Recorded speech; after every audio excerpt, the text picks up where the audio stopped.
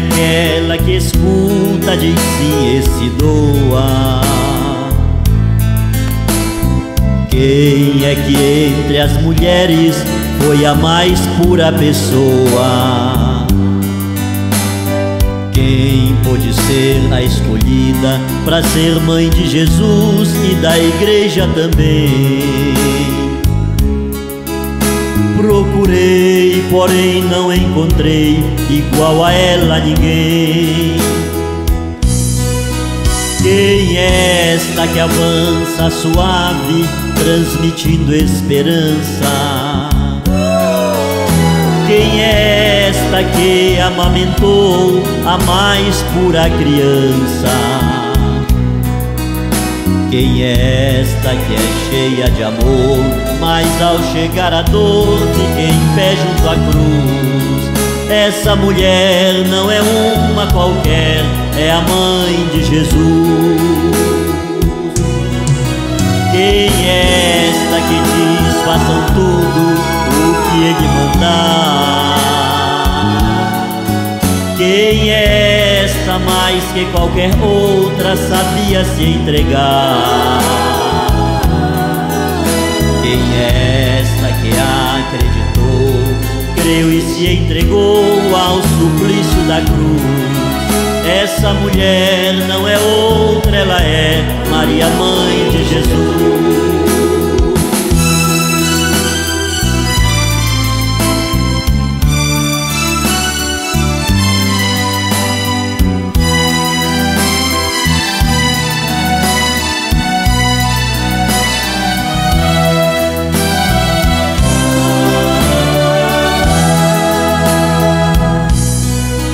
Quem é esta que avança suave, transmitindo esperança?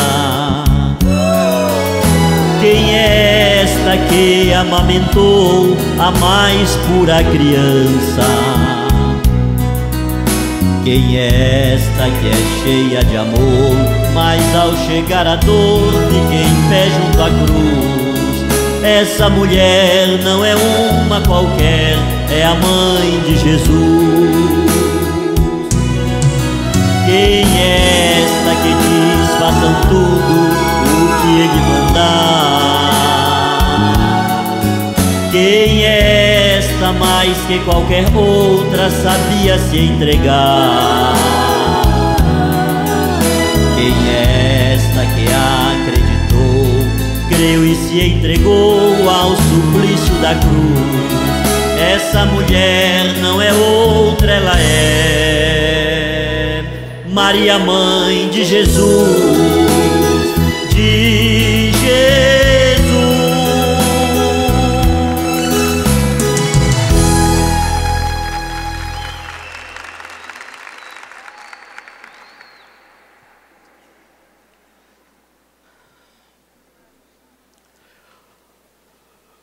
Com esta canção,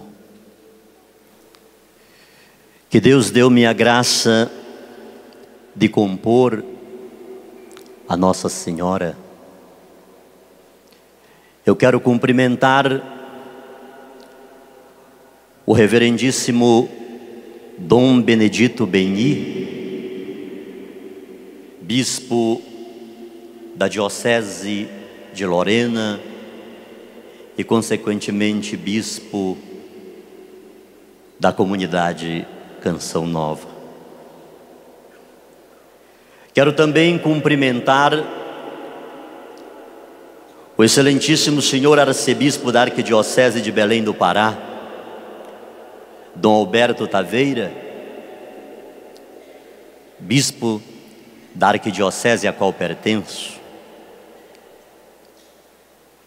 Quero também cumprimentar com um amor filial muito grande o meu diretor espiritual, Dom José Luiz Ascona, bispo da Prelazia do Marajó. Como também quero cumprimentar Dom João Maria Messi, bispo da Diocese de Volta Redonda e Barra do Piraí, diocese na qual atualmente moro, e isso já há 4 anos. Também não posso deixar de neste momento cumprimentar o Padre Silvio Jaques, que é o pároco da Basílica de Nossa Senhora de Nazaré, em Belém do Pará, que com ele inclusive veio, ou seja, ele e uma comissão belemense vieram trazendo a imagem de Nossa Senhora de Nazaré, imagem esta que se faz a grande devoção da maior festa religiosa do mundo, que é o Círio de Nossa Senhora de Nazaré em Belém do Pará.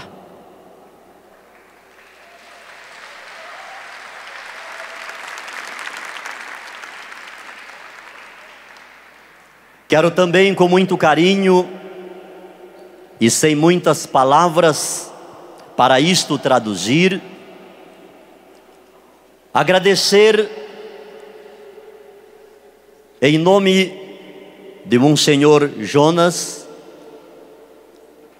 o convite honroso que a comunidade Canção Nova fez-me para estar fazendo esta participação convosco exatamente em um congresso mariano.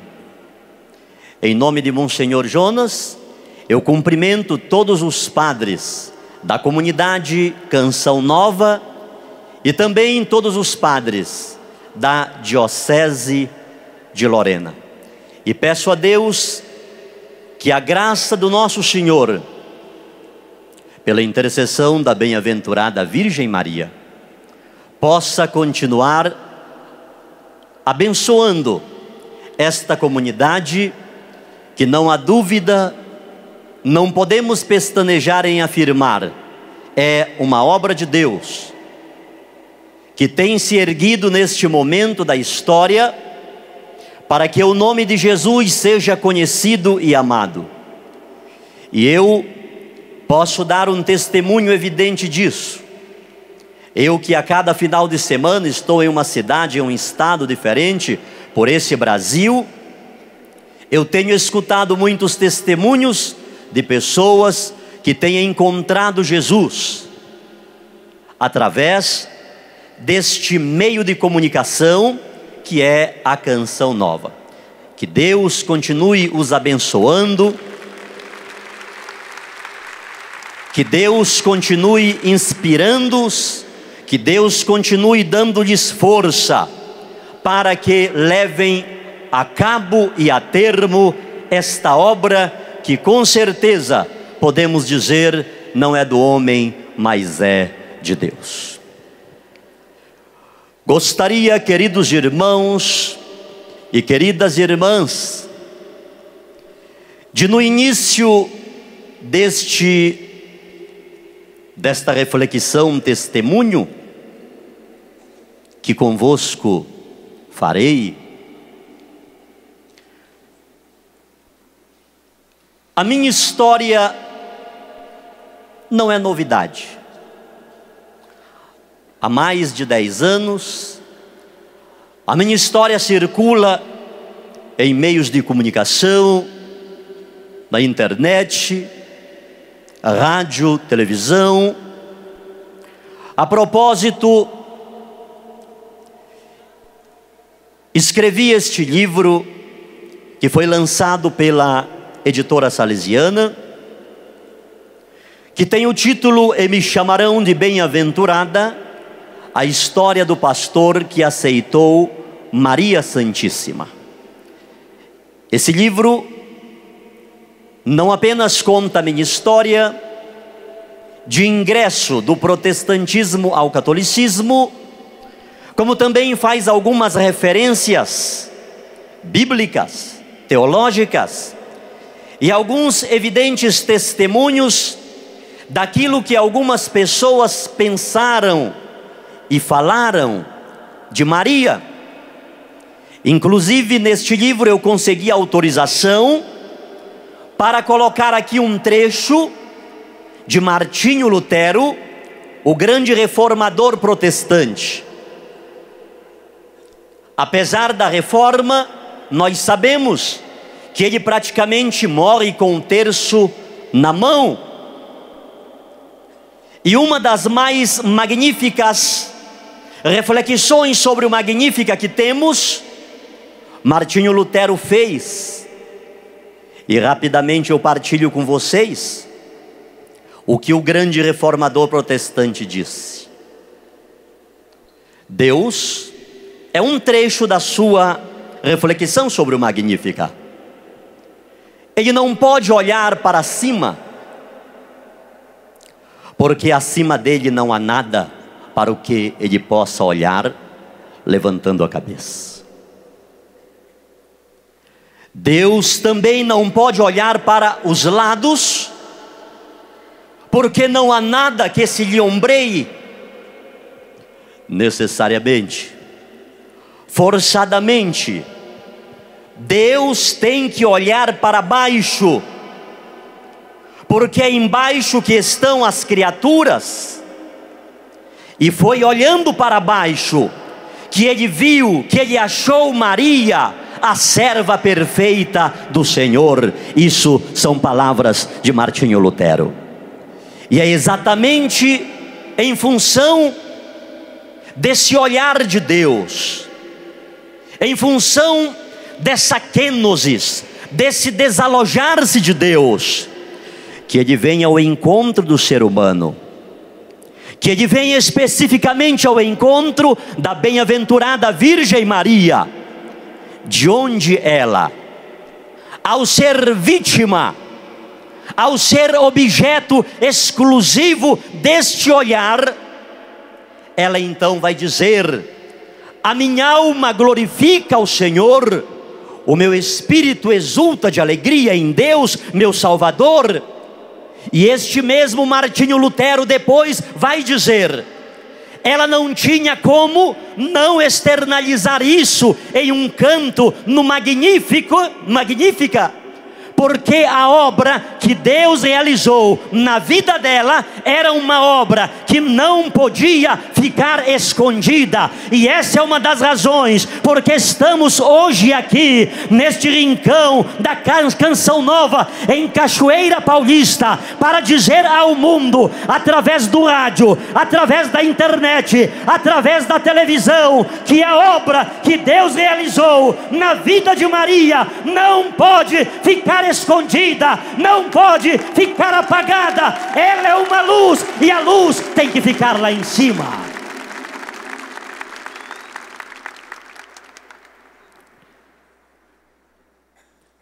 A propósito também das missões que tenho feito pelo Brasil, sem nenhum mérito de minha parte, mas por pura misericórdia de Deus, eu já fiz somente dentro do território nacional mais de 700 viagens missionárias. Somente dentro do Brasil, mais de 700 viagens. Pela misericórdia de Deus, pregando para poucas pessoas, pregando em ginásios, em praças públicas, em catedrais, em teatros, em estádios. E em função dessas missões é que Deus proporcionou-me a graça de também escrever este livro que saiu pela editora Ridel, Testemunhos de Vida e Missão. São testemunhos daquilo que tenho visto e ouvido Deus realizar dentro desse Brasil. De manhã ouvíamos o padre que antecedeu-me fazendo uso da palavra, citando alguns testemunhos realizados pela bem-aventurada Virgem Maria. Inclusive os demônios reconhecem o poder de Deus na vida dela, e diante dela fogem. não resistem à presença dela.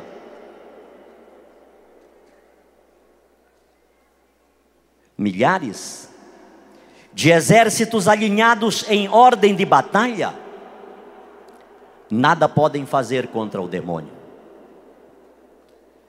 Nem o exército de Nabucodonosor,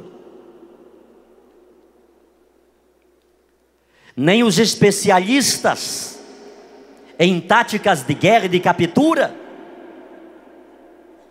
que há poucos dias capturaram um dos maiores terroristas. Todo o aparato militar da Academia das Agulhas Negras do Rio de Janeiro nada pode fazer contra o demônio. Mas os pés delicados de Nossa Senhora foram mais que suficiente para esmagar a cabeça da serpente, e por isso ele corre em retirada somente quando nós pronunciamos o nome de Maria. Porque há poder, a graça, a unção do Espírito Santo na vida dela. E neste livro, Testemunhos de Vida e Missão, eu relato acontecimentos, verdadeiras graças de Deus, que a misericórdia de Deus tem alcançado-me e acompanhado-me Brasil afora. Escrevi também um livro sobre a Eucaristia que não tenho no momento, esgotou já por 2 vezes. Pela misericórdia de Deus, irmãos e irmãs, pela intercessão de Nossa Senhora, hoje eu sou católico. Mas daqui a pouquinho, dentro de alguns instantes, eu vou contar para vocês uma história de 12 anos atrás, antes de eu ter tornado-me missionário da Igreja Católica Apostólica Romana. Mas antes disto, eu gostaria de chamar a vossa atenção para que lêssemos um versículo da Palavra de Deus. E o registro bíblico está no Evangelho segundo São Lucas, no capítulo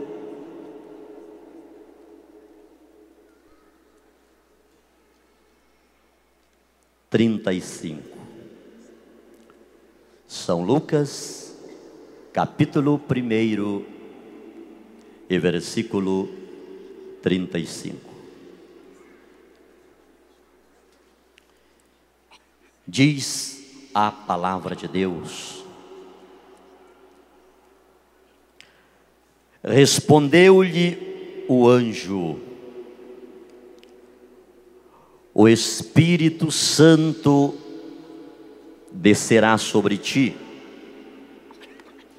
e a força do Altíssimo te envolverá com a sua sombra. Por isso, o ente santo, por isso, o ente santo que vai nascer de ti será chamado Filho de Deus. Palavra da salvação. Aleluia, aleluia, a minha alma abrirei. Aleluia, aleluia, Cristo é meu Rei. Vamos juntos? Aleluia, aleluia, a minha alma abrirei. Aleluia, aleluia, Cristo é meu Rei. Amém? Vamos aplaudir o nosso Rei.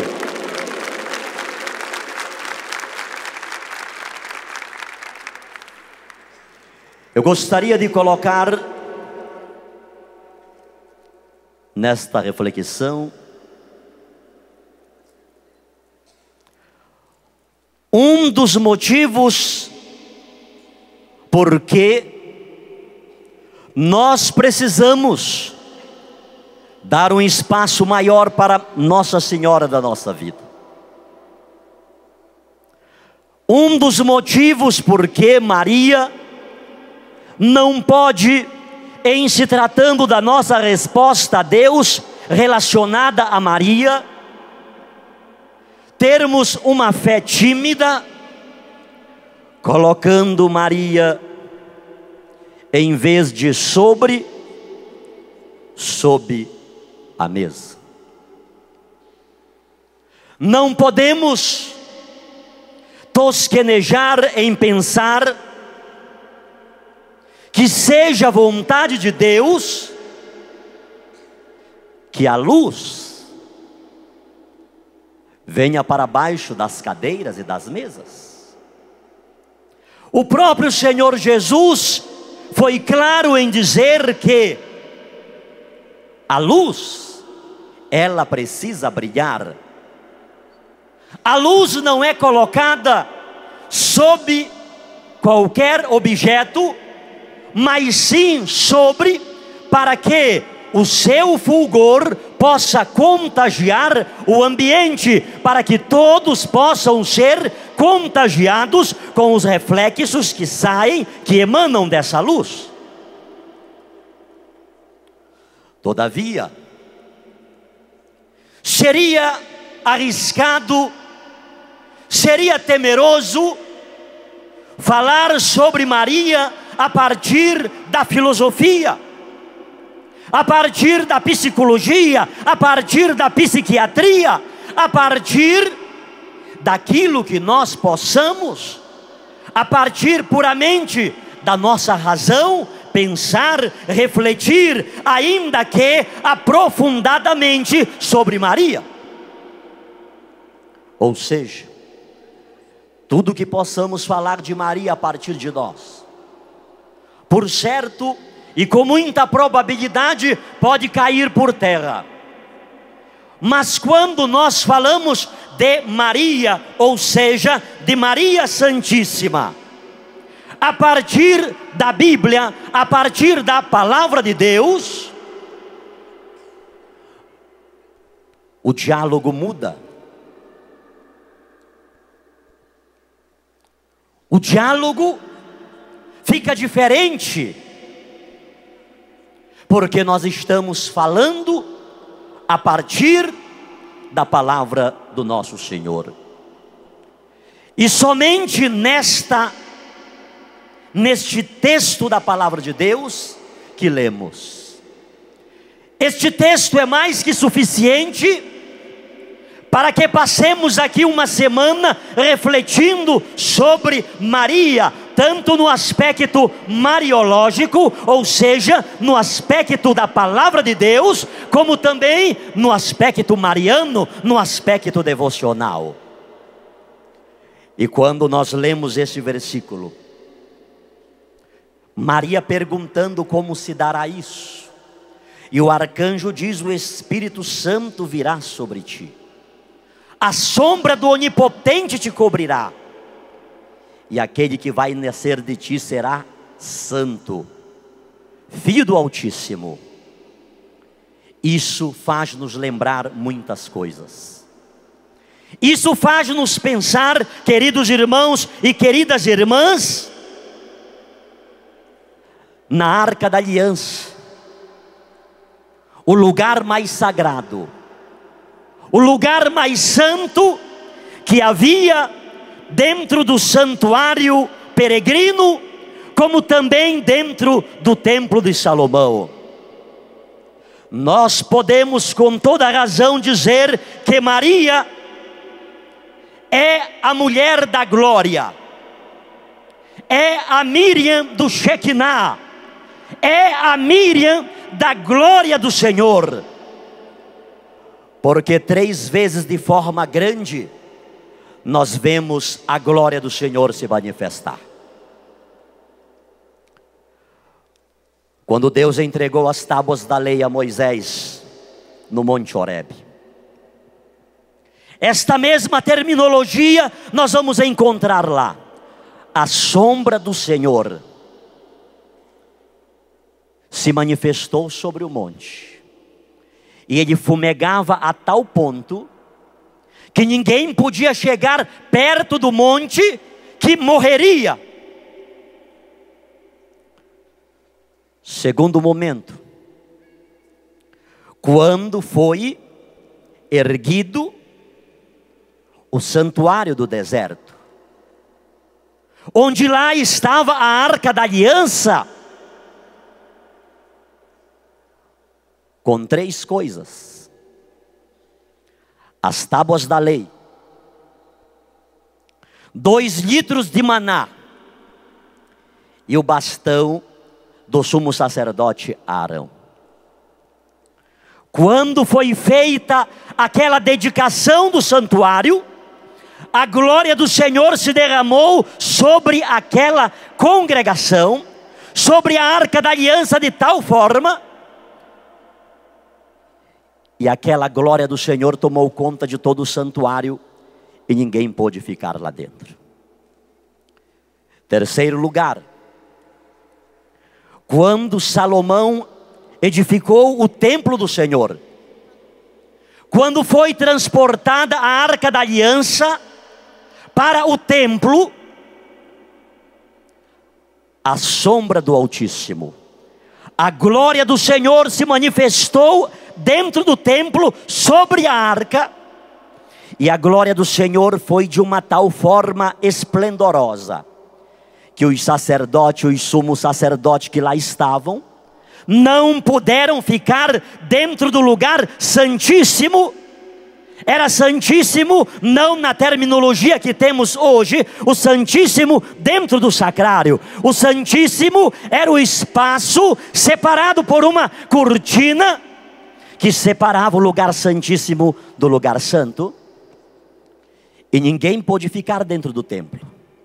Ninguém mais pôde oferecer sacrifício, porque a sombra do Altíssimo tomou conta daquele lugar, e a glória do Senhor estava manifestada evidentemente no templo de Salomão.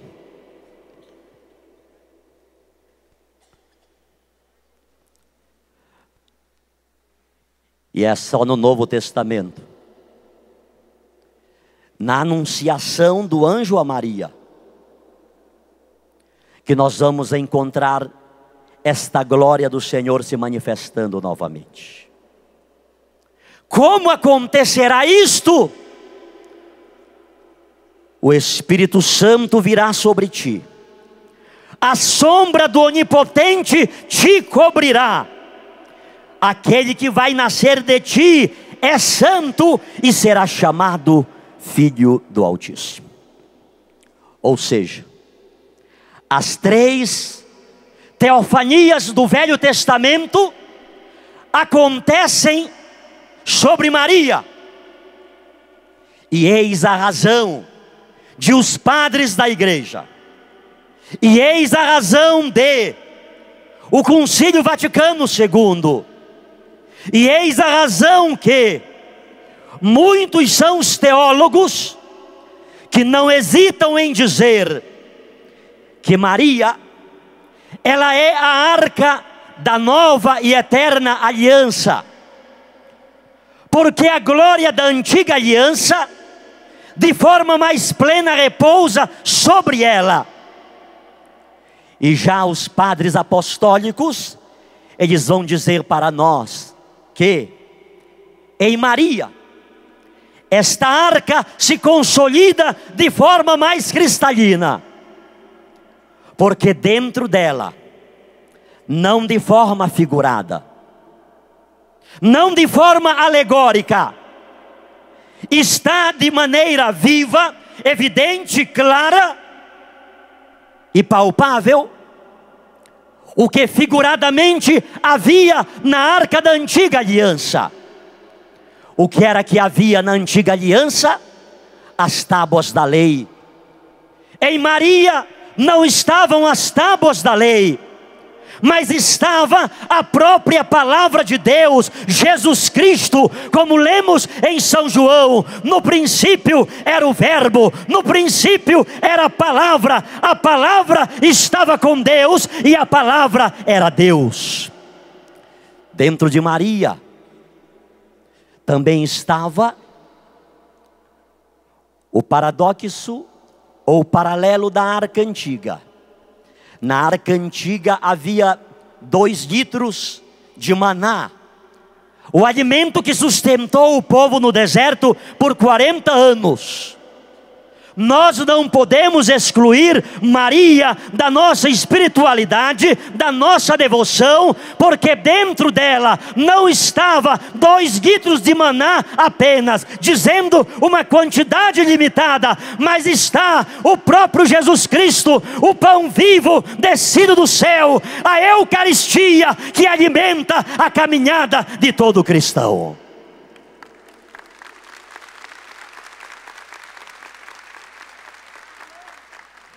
Em terceiro lugar, naquela arca estava o bastão do sumo sacerdote Arão.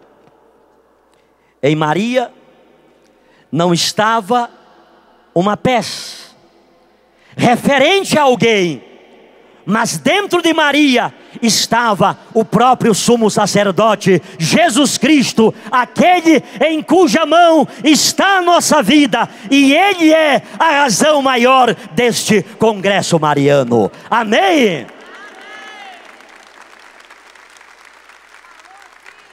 Disse isto apenas para comentar. A fé da igreja não é mariológica, é cristológica, é cristocêntrica. A janela através da qual nós olhamos Maria é o próprio Jesus Cristo. Se não fosse a cristologia, não haveria a mariologia. Eis porque Maria não pode ser excluída do nosso horizonte de comunidade, do nosso horizonte eclesial, do nosso horizonte de missão, do nosso horizonte de ecumenismo. Porque onde está Maria, com toda certeza está Jesus Cristo. Eis a razão que nós precisamos ser católicos mesmo em todos os lugares. Porque se nós somos católicos, nós já aceitamos Jesus na nossa vida. E onde nós levamos Jesus, também nós levamos Maria. E se levamos Maria, com toda certeza, lá a gente inicia a devoção à bem-aventurada Virgem Maria. Amém? O meu testemunho, com toda certeza vocês não iriam ouvir dentro de 1 hora. Porque não há como dentro de 1 hora eu falar o meu testemunho. Sempre eu dou o meu testemunho em um retiro de 2 dias. E no meio das pregações eu dou o meu testemunho que vai a quase 4 ou 5 horas. Mas eu faço convosco uma síntese de o porquê eu estou aqui hoje. Em uma situação difícil da minha vida, quando eu ainda pastor pentecostal, quando tudo me faltou, embaixo de uma árvore, eu fiz um questionamento com Deus. Por quê Tu permites que eu viva esta situação que estou vivendo aqui agora, Senhor? A minha vida sempre foi nos Teus caminhos te servindo. Eu fui nascido e criado na Assembleia de Deus. Foi lá que minha mãe também nasceu e criou-se. Eu não brinquei bola porque era pecado. Eu não brinquei de peteca, peão, pipa, porque tudo era pecado. Desde 8 anos que faço pregação em grupos de crianças. Eu tinha 10 anos e os pastores levavam-me para muitas cidades para que as multidões vissem me pregar. Eu aprendi a ler na Bíblia. Minha mãe, professora Elza, soletrando as letras, as sílabas, compondo as palavras. Desde criança eu aprendi que a igreja católica era a Babilônia do Apocalipse, que os católicos adoravam imagens, que o Papa era o anticristo, o falso profeta. Desde criança eu aprendi que a Bíblia dos católicos não tinha valor, porque na Bíblia católica havia livros apócrifos. Não se entendia que esses 7 livros e fragmentos de Esther e de Daniel são livros ou porções deuterocanônicas, deutero de segundo, que junto com os protocanônicos, proto de primeiro, formam o cânon da Sagrada Escritura. Essa foi a minha criação, essa foi a minha infância. Por que, Senhor? Se a minha vida sempre foi nos teus caminhos, tu permite agora que eu viva uma situação dessa. E no meio dessa oração de desabafo e desafiadora, de murmuração, eu estava de cabeça baixa com a mão direita escorado naquela árvore.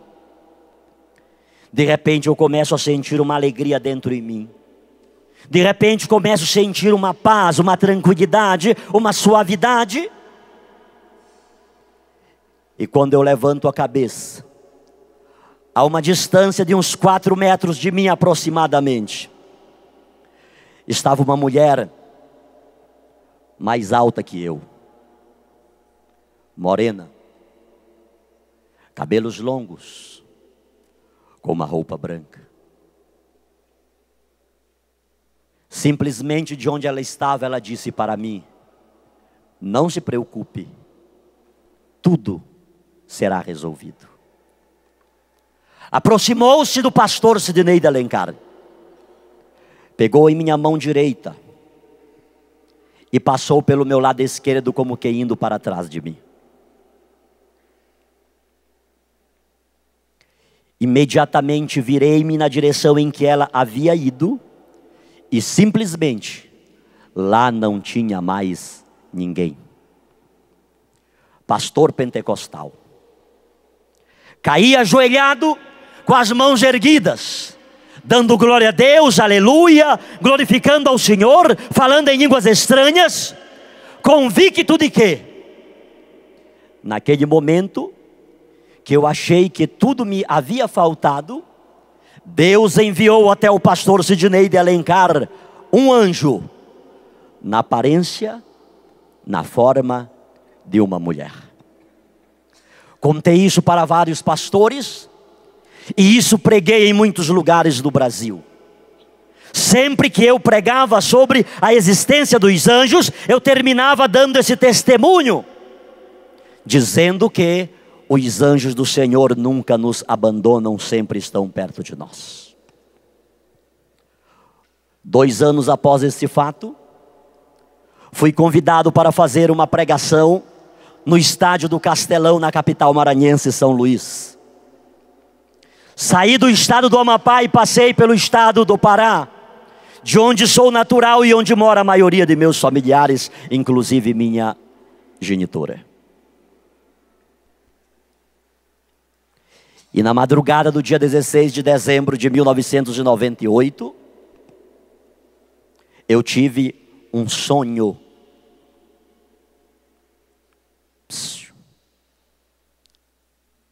Eu não tinha me tornado católico.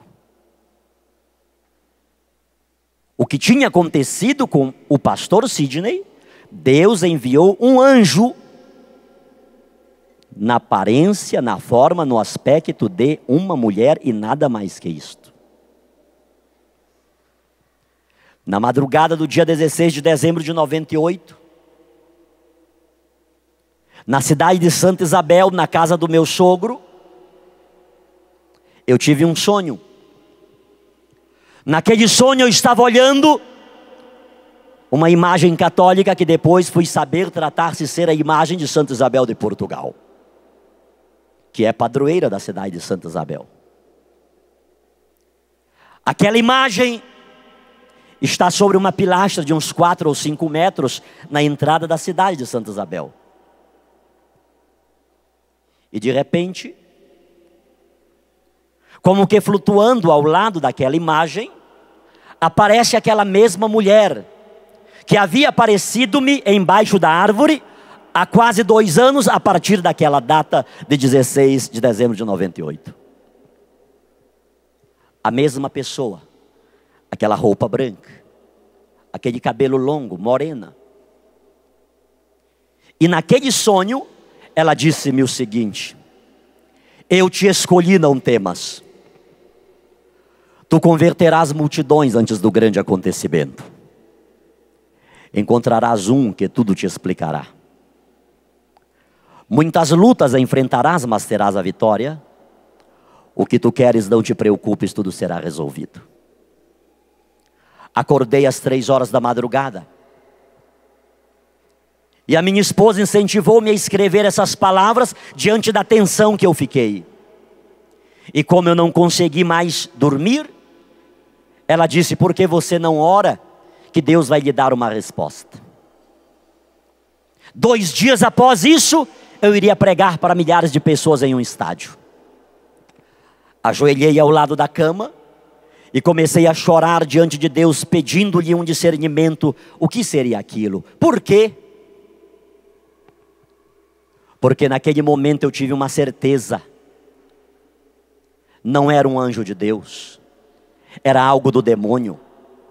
Porque se fosse um anjo de Deus, jamais apareceria ao lado de uma imagem católica, coisa que eu detestava. E por que eu detestava? Porque até então eu fixava-me naqueles versículos bíblicos proibitivos de fazer imagens. E eu não contextualizava de forma sólida aqueles textos, até porque era conveniente que eu não os solidificasse, porque aquilo era um cavalo de batalha contra os católicos. Quando chegava naqueles textos que Deus manda fazer imagens, com a mesma precisão de quando proíbe-as, aí eu dava uma interpretação literal, alegórica, fantasiosa. Mas quando eu lia não farás imagens, eu então interpretava ao pé da letra, de maneira fundamentalista. E aqueles muitos versículos que Deus manda fazer, eu então interpretava de maneira superficial. Não pode ser um anjo de Deus. Porque um anjo de Deus jamais apareceria ao lado de uma imagem católica. E eu continuo a orar, e eu continuo a chorar diante de Deus. E aproximava-se das 6 horas da manhã. Alguma coisa dizia dentro em mim: Sidney, pastor Sidney, só há uma pessoa que pode lhe explicar tudo o que está acontecendo. É o padre dos católicos. Eu disse: o padre não. Qualquer outra pessoa, menos um padre. Eu cansei de dirigir culto com quilos de som nas praças em frente à igreja católica.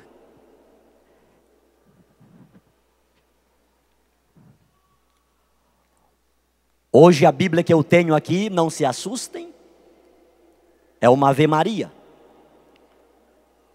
Mas há 12 anos atrás eu usava uma Bíblia mais ou menos deste tamanho, maior que esta, uma Bíblia pentecostal. E quantas vezes eu a ergui em palcos, em frente de igreja católica, e disse: reverendo, A sua Bíblia não diz isto, isto e mais isto? No livro tal, capítulo tal e versículo tal, não diz isto? Quantas vezes eu entrei na casa de católicos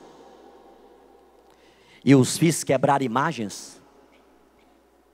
Eu nunca quebrei uma imagem católica, mas eu fiz católicos quebrar imagens com as próprias mãos.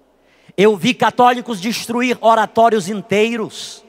Eu vi católicos quebrar imagens, enterrar no quintal ou colocar num saco para ser levado pelo carro do lixo. A única alternativa que eu dei para muitos católicos foi responder para mim: pastor, eu não quero ir para o inferno, eu quero aceitar Jesus. E aceitar Jesus significava sair da igreja católica e passar para a minha igreja, a Assembleia de Deus.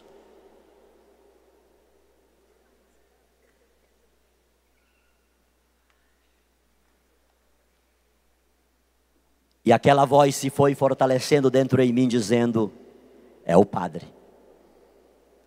O padre não. Eu não gostava de padre.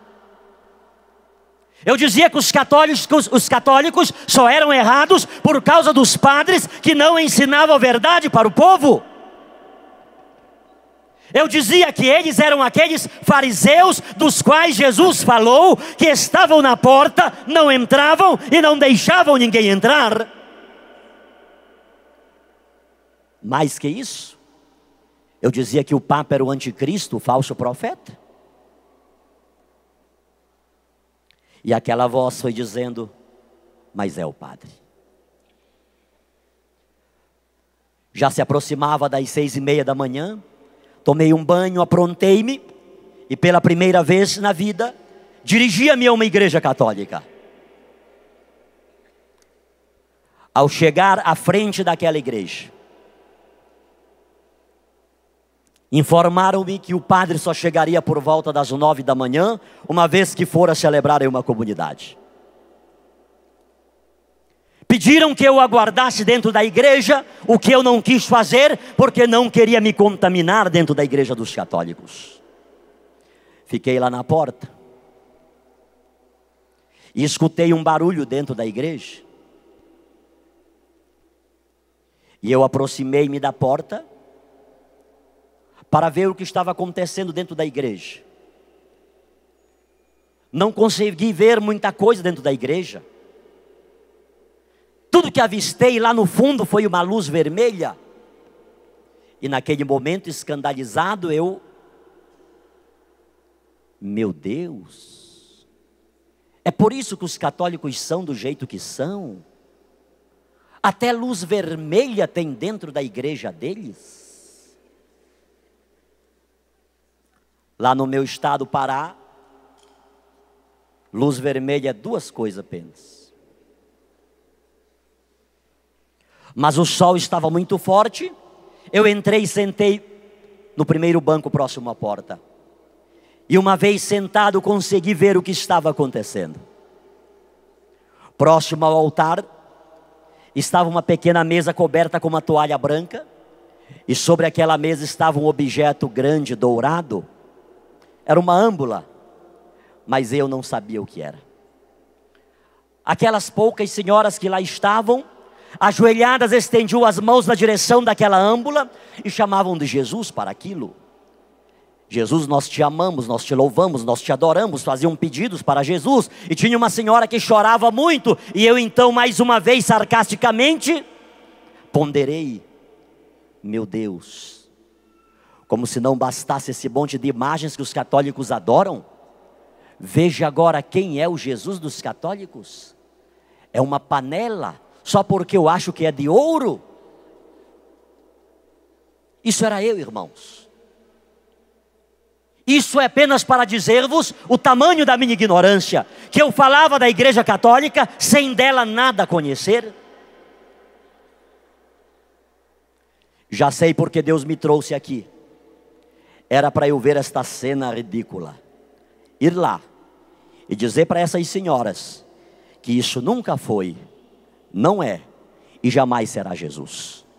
Ou elas aceitam Jesus de verdade, ou elas irão todas para o inferno. E eu, cheio do meu eu, cheio da minha prepotência, da minha arrogância, cheio dos meus arrazoados, tomei o corredor central e vim. A uns 5 metros distante daquela âmbula, de repente, uma bola de fogo de uns 20 centímetros em cima daquela âmbula. Fogo puro. Não sei se era imaginação minha ou se de fato aquilo aconteceu. Parece que aquela bola de fogo, ela saía de cima da âmbula uns meio metro e voltava na minha direção. Lá o pastor Sidney ficou. Nem um passo mais para frente. Era uma vontade de dar glória a Deus. Era uma vontade de dar aleluia. Era uma vontade de falar línguas estranhas.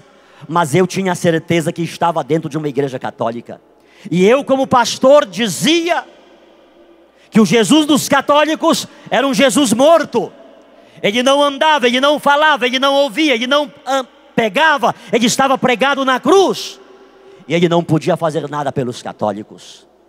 Consequentemente, ninguém poderia sentir a presença de Jesus dentro de uma igreja católica. E aquele meu paradigma agora estava sendo quebrado. Agora eu estava sendo fulminado. Mas diante daquele desejo, daquela vontade de glorificar ao Senhor, o meu arrazoado, o meu preconceito, o meu paradigma era muito maior. E eu resisti em não glorificar ao Senhor, em não dar um glória a Deus, em não dar um aleluia, em não louvar ao Senhor dentro de uma igreja católica. E exatamente naquele momento em que eu resisti a glorificar a Deus, parece que uma mão humana pegou aqui na minha cabeça e empurrava-me na direção daquela mesa. E eu fui caindo, e eu fui caindo, e eu caí mesmo literalmente em frente àquela mesa. Quando caí era soluçando de choro, era dando glória a Deus, era dando aleluia, era glorificando a Deus. Um Pentecoste aconteceu na minha vida. O que é que aconteceu, pastor? O que é que aconteceu, missionário? Aconteceu que no dia 16 de dezembro de 1998, o primeiro dia em que entrei em uma igreja católica, Deus me fez ter a maior de todas as certezas de minha vida. E essa certeza eu tenho pregado e testemunhado no Brasil, de norte a sul, de leste a oeste, para poucas pessoas e para muitas pessoas. Que certeza é essa, missionário? Que Jesus Cristo, Ele sempre esteve vivo, com poder e grande glória, dentro da Igreja Católica Apostólica Romana.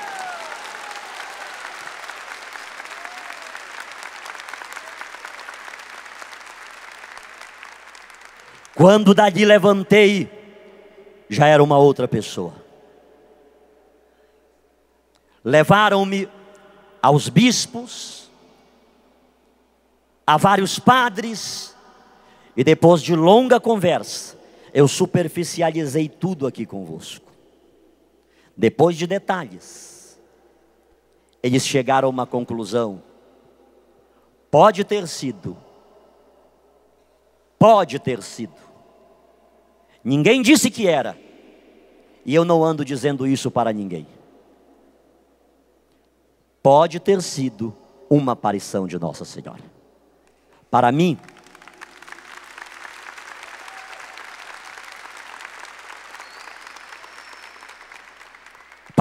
isso é o que menos importa. Se foi ou se não foi. Sobretudo quando esta afirmação vem dos meus irmãos protestantes, que dizem: pastor Sidney, foi o demônio que apareceu para o senhor.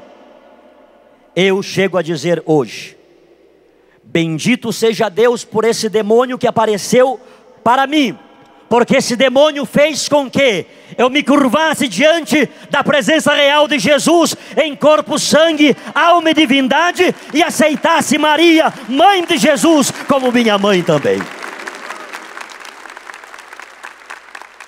O que importa é o que a partir daquele momento aconteceu. Dificuldades, provações. Ganhei o catecismo da Igreja Católica. O bispo disse: se o senhor quiser saber alguma coisa sobre a nossa igreja, leia este livro. me deu um terço e me deu um crucifixo. E dentro de um mês eu li o catecismo da Igreja Católica, com a Bíblia ao lado, olhando aquelas referências bíblicas que estão no catecismo. Terminei de ler o catecismo, disse: verdadeiramente a Igreja Católica é a Igreja de Jesus, mas eu não vou ser católico. Vou continuar na minha igreja, porém, este ensinamento do catecismo, que é bíblico, eu vou ensinar para os meus irmãos na Assembleia de Deus. Porque muitos deles enchem a boca dizendo que foram católicos, foram sacristãos, foram coroinha, foram ministros de Eucaristia, foram catequista, mas na verdade nunca aprenderam nada a respeito da Igreja Católica. E eu então comecei a ensinar isso para o povo. É justamente em meio desse ensinamento que comecei a dizer para as pessoas que os católicos não adoravam imagens, que a Bíblia católica não era uma Bíblia falsa, que o Papa é sim um querer de Deus instituído por Cristo. Diante desse ensinamento, chamaram-me à convenção a que pertencia para eu retratar-me. Ou eu deixava de pregar sobre Maria, ou eu seria disciplinado, seria afastado de minhas atividades pastorais. Diante daqueles 50 obreiros, entre pastores, presbíteros e diáconos, eu disse: pastores, se não há outro jeito, saibam os senhores, que entre o continuar a pregar o sim que Maria deu ao projeto de Deus, e entre o continuar a ser pastor protestante, a partir de agora, eu estou deixando de ser pastor protestante, para ser católico apostólico romano, e continuar a pregar o sim que Maria deu ao projeto de Deus.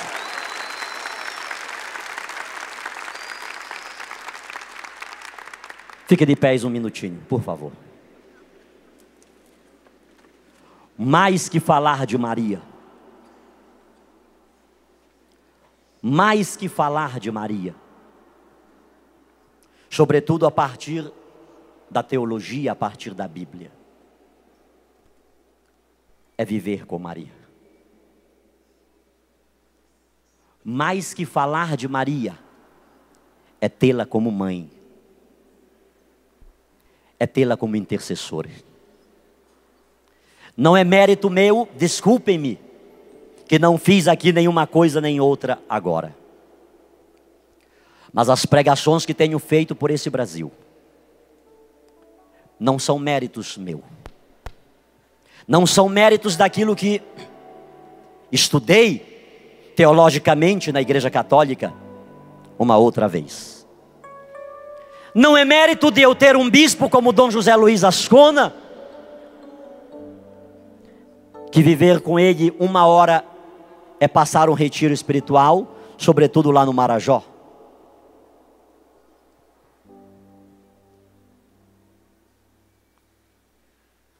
Mais que tudo isso, é sentir Maria, é ser tocado por ela, é ser abraçado por ela.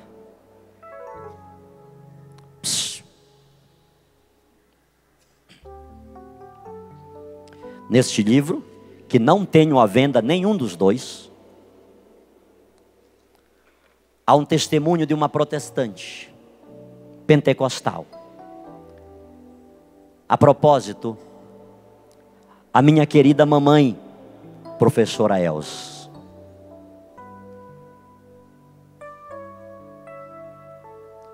No momento em que já como católico ela pediu-me para fazer uma reflexão sobre o Natal.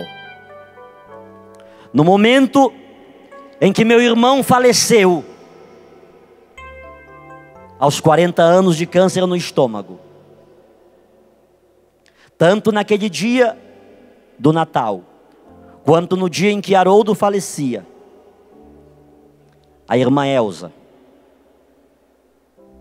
teóloga, diretor de instituto teológico, após o que eu falei no dia do Natal, na presença de meu irmão pastor e outras pessoas, a partir do rosário que terminei de rezar na hora que Haroldo morreu, mamãe disse assim: minha mãezinha do céu, minha mamãe Maria, me dá força para eu continuar em pé diante desta cruz, como tu ficaste em pé diante da tua, sem blasfemar, sem murmurar.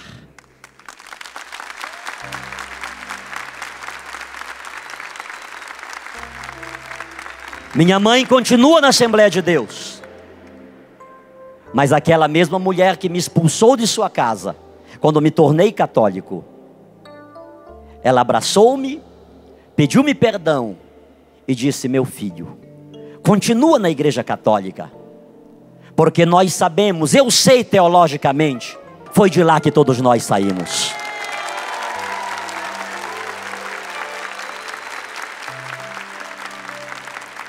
Mais que falar de Maria, é senti-la em nós.